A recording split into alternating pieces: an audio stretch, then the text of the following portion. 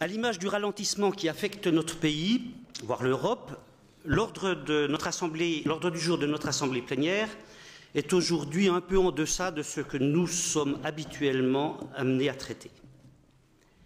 Mais un ordre du jour en apparence tenu peut ouvrir des perspectives plus importantes et nous serons probablement amenés à pousser nos idées sur certains de ces rapports. En tout cas, je le souhaite, et vais à cet instant vous faire part de nos propres réflexions sur ces sujets.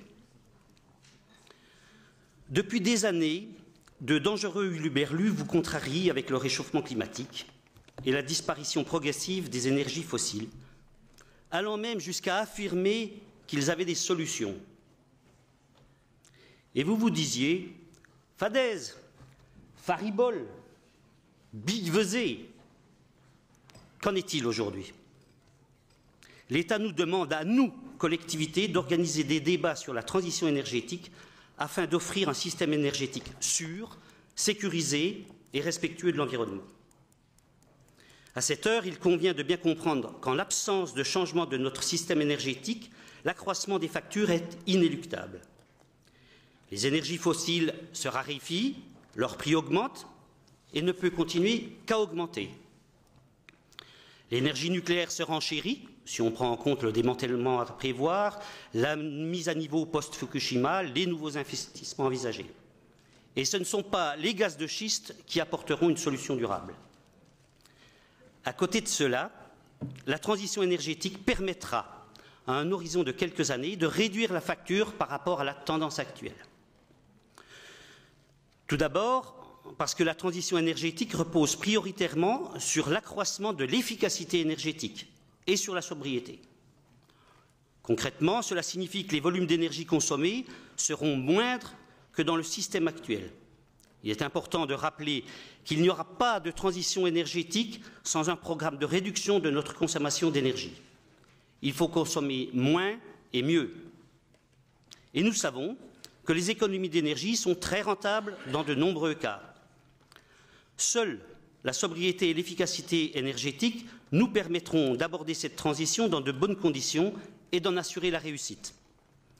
On a tous des exemples autour de nous de communes qui se sont engagées dans ce processus, par exemple de réduction de la consommation électrique de l'éclairage public.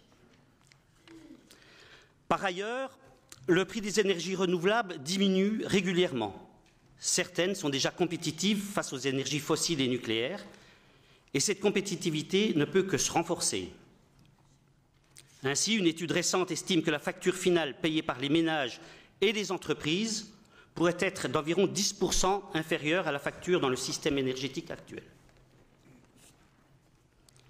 Au-delà de ce calcul de coût direct, il convient de considérer les bénéfices issus de la transition énergétique. On estime que pour 1 euro investi dans la précarité énergétique, 47 centimes sont économisés dans les dépenses de santé du fait de l'amélioration des conditions de vie.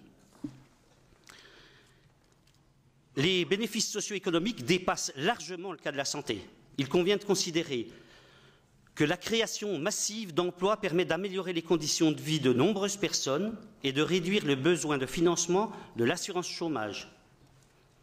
Que la production locale permet une réindustrialisation et donc un dynamisme économique accru. Que l'autonomisation énergétique permet une forte réduction du déficit commercial et une amélioration des comptes publics. Le paquet énergie-climat a été adopté le 12 décembre 2008 par les 27 États membres de l'Union européenne, avec un plan d'action dit 3x20, qui, je vous le rappelle, consiste d'ici à 2020 au niveau national à réduire de 20% la consommation d'énergie primaire, à réduire de 20% les émissions de gaz à effet de serre et de porter à 20% la part de production d'énergie renouvelable dans la consommation d'énergie finale. En Franche-Comté, nous avons même l'ambition, compte tenu de nos ressources, de porter cette part à 32%. Et je vous remercie, Madame la Présidente, de ce volontarisme. Volontarisme que nous retrouvons également à travers votre forte implication dans le débat sur la transition énergétique. L'organisation de débats pour une transition énergétique est une réelle opportunité pour la France, qui a compris l'ampleur des travaux à mener pour atteindre ses objectifs. Et il y a une réelle pertinence à porter le débat dans notre région, qui est l'échelon le plus opérationnel sur ces questions. Cette même région, elle, a de réelles opportunités en ce qui concerne le développement des énergies renouvelables, notamment à travers la filière bois. En outre, la réduction de la consommation énergétique primaire est engagée à travers nos programmes de rénovation thermique du bâti existant. Celui-ci représente en Franche-Comté 43% de la consommation finale d'énergie primaire. À cet égard, nous nous félicitons, bien entendu, de la décision gouvernementale prise hier de la réduction du taux de TVA à 5% sur la construction de logements sociaux et la rénovation thermique. À présent, intéressons-nous plus particulièrement à l'objectif des réductions des émissions de gaz à effet de serre, dont le secteur des transports, qui représente 26,3% de ces émissions, est le premier secteur contribuant aux émissions en France. C'est également le cas au niveau régional. Le secteur des transports représente 34% des émissions de gaz à effet de serre.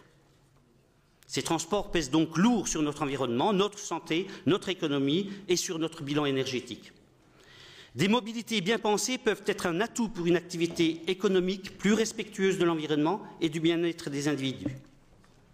Se déplacer mieux, mais aussi transporter moins, mieux, autrement.